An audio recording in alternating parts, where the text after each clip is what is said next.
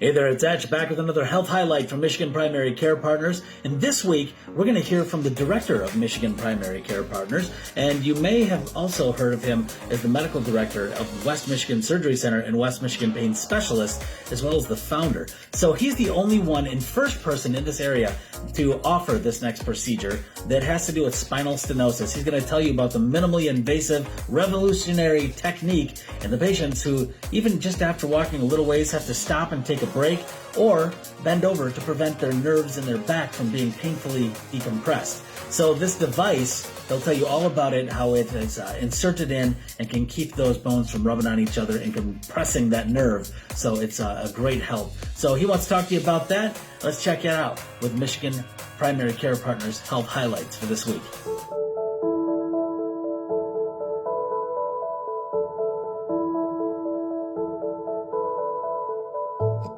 If you look at our spine, there's separate bones stacked on each other, and between the two bones you have almost like a cave where the nerves comes out from the spinal cord.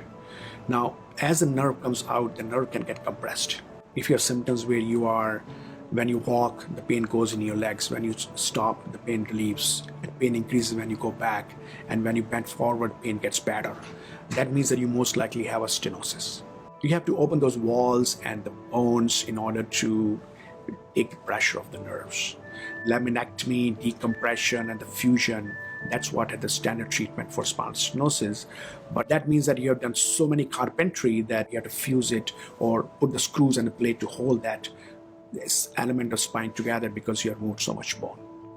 And now the technology has come that we can actually do a 20-25 minute procedure where we can put a spacer between the vertebral bodies and try to correct the stenosis. One of the spacer which is called Vertiflex. There have been a few different of these in the past, but I think this is one of the best technology available right now.